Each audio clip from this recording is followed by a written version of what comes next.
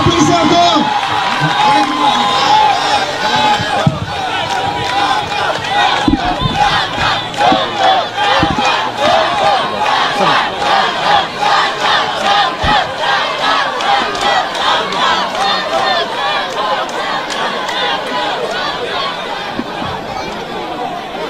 Excellence, M. Mohamed Diallo,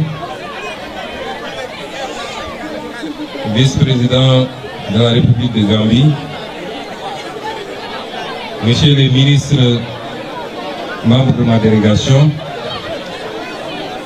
Monsieur Talib Bensouda, maire de Kanifing,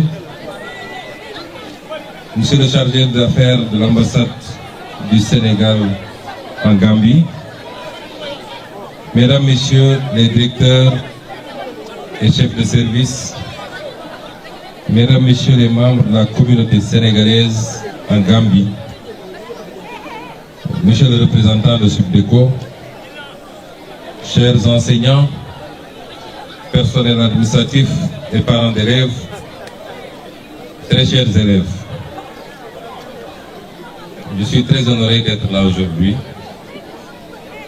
pour ce que représente généralement la jeunesse, pour moi, pour son Excellence le Président Bassirou Diomaye Faye,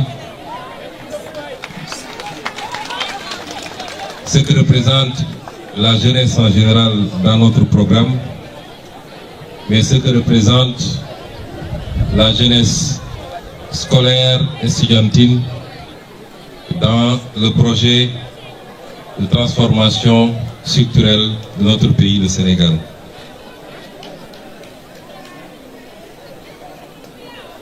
Les messages que je voudrais vous délivrer ne seront pas nombreux. Nous avons entendu vos préoccupations. Nous avons commencé cette visite par l'école primaire élémentaire et nous l'achevons ici dans le lycée. Si je suis là, j'ai dû peut-être même amender le programme pour en supprimer quelques aspects. Parce que comme je vous le disais, un pays se construit par le capital humain. Et le capital humain, c'est avant tout la formation, l'éducation, l'enseignement de qualité à tout point de vue.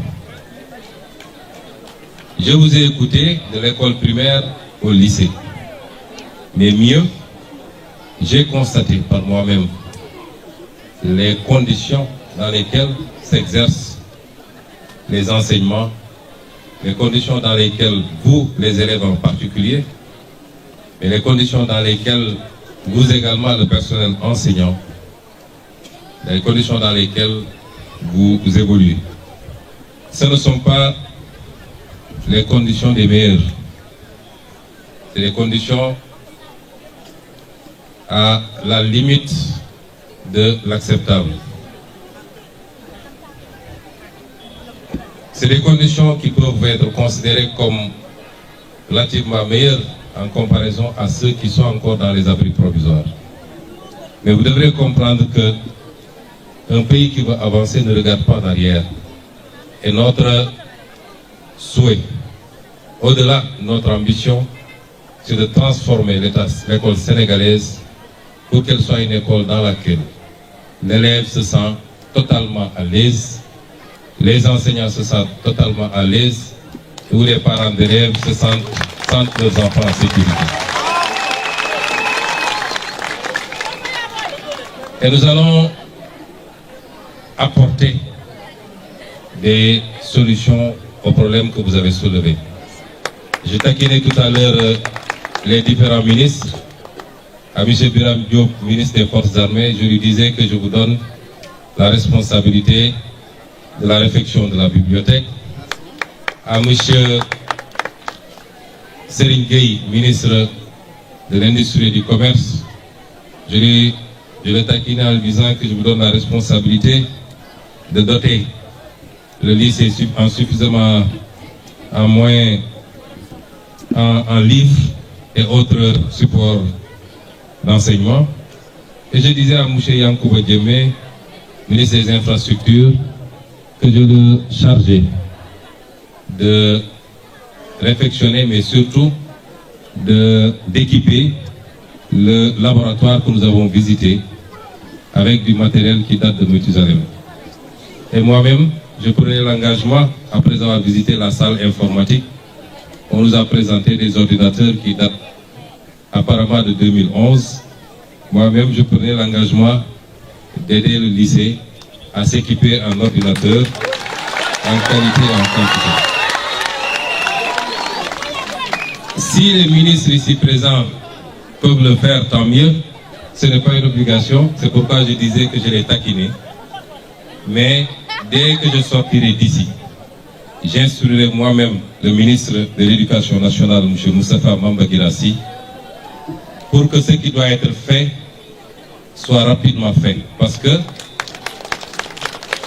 il y a eu des rapports de la direction de la construction scolaire qui avaient fait un diagnostic assez critique de l'état des établissements de Banjul et de l'établissement ici visité de Kanifing. Des efforts avaient été faits pour, à défaut de reconstruire, au moins, en tout cas, réformer, réaménager et rénover le lycée de Banjul. Il reste ce lycée et je puis vous assurer qu'il sera parmi nos priorités pour que très rapidement, d'ici l'année 2025, certaines préoccupations, notamment qu'on nous soulève que lorsqu'il pleut, il est impossible pour beaucoup de salles de classe de faire des cours, que ces questions-là soient rapidement prises en charge. Chers élèves, chers enseignants, chers parents d'élèves, je vous disais que le capital humain est l'un des facteurs les plus importants dans le programme Sénégal Vision 2050. Nous voulons avoir de l'excellence un peu partout, sans que l'excellence ne soit une obsession, parce que dans aucune société, vous retrouverez une excellence totale, complète. Tout le monde ne peut pas être excellent. Et ceux qui ne le sont pas aussi sont des membres de la société qui peuvent être tout aussi utiles. Mais une société aussi a besoin d'excellence, et particulièrement dans les domaines les plus pointus, à l'ère de la révolution numérique, à l'ère de l'intelligence artificielle, à l'ère où le savoir est la première économie du monde. La première économie du monde, ce n'est plus le pétrole ou le gaz, mais c'est le savoir. Google, c'est le savoir. Facebook, c'est le savoir. Ce n'est pas du matériel, c'est de l'immatériel. Et c'est pourquoi nous allons beaucoup investir sur vous, la jeunesse, à partir du préscolaire jusqu'aux universités, en passant par les écoles de formation, la technologie et tout ce qu'il faut pour que d'ici quelques années, nous puissions combler le gap ou la fracture qui nous sépare des meilleurs modèles mondiaux. Je me réjouis d'entendre les résultats qui ont été avancés ici. C'est de très bons résultats. Je félicite le corps enseignant pour ce travail. Mais je félicite et surtout j'encourage les élèves à continuer à persévérer, à continuer à performer, à continuer à être dans la compétition. Parce que compétir n'est pas mauvais. Ce qui est mauvais, c'est de compétir dans le mauvais sens. Mais compétir pour être le meilleur dans le bon sens est souhaitable. Et le lycée que je visite aujourd'hui doit se donner comme ambition, comme tous les lycées du Sénégal, qu'à l'année prochaine, et que pour tous les exercices à venir, que le lycée puisse compter au rendez-vous de l'excellence sénégalaise, où les prix sont décernés aux meilleurs élèves dans toutes les disciplines et dans toutes les matières. Si j'ai parlé d'excellence, je vous parle également de tolérance.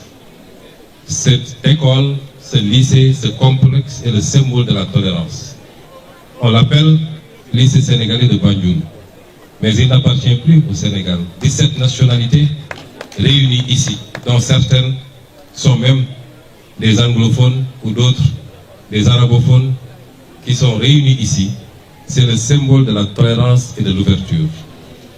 La tolérance, c'est aussi, et je le dis pour les en remercier du très fond du cœur, c'est les autorités gambiennes qui, depuis des années, ont permis l'établissement de ce lycée, l'ont accompagné pour qu'il soit ici, au cœur de la Gambie, et qu'il continue à former conformément aux standards de l'école sénégalaise.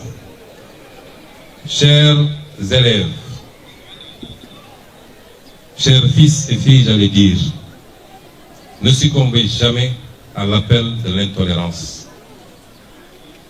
Restez ouverts sur le monde, mais restez ouverts surtout sur l'Afrique.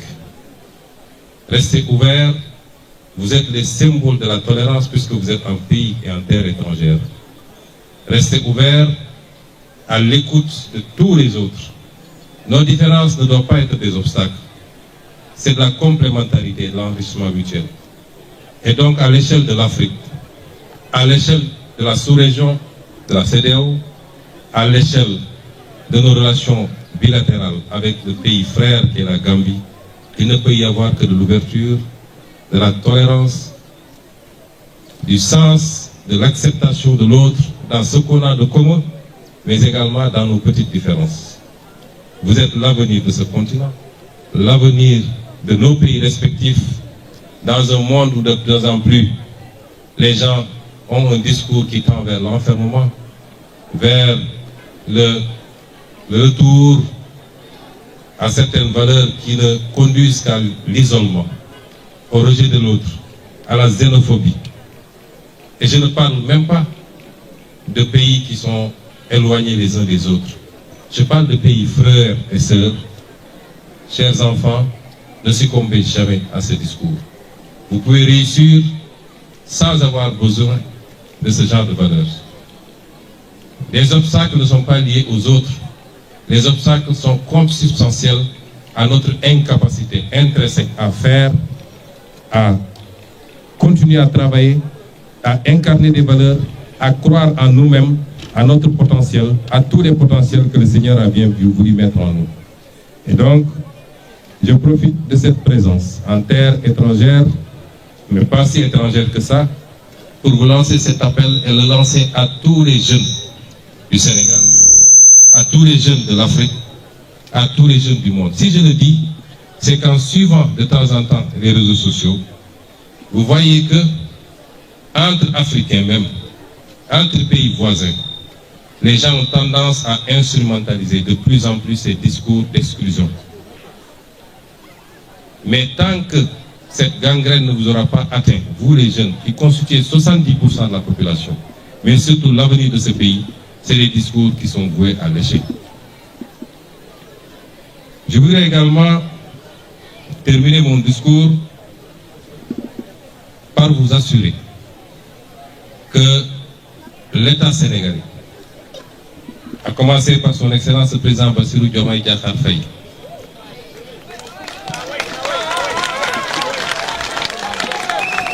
le gouvernement du Sénégal dont je suis à la tête en tant que Premier ministre, je vous assure que vous aurez tout le soutien, tout l'engagement qu'il faut pour que l'école sénégalaise soit au cœur de toutes les priorités.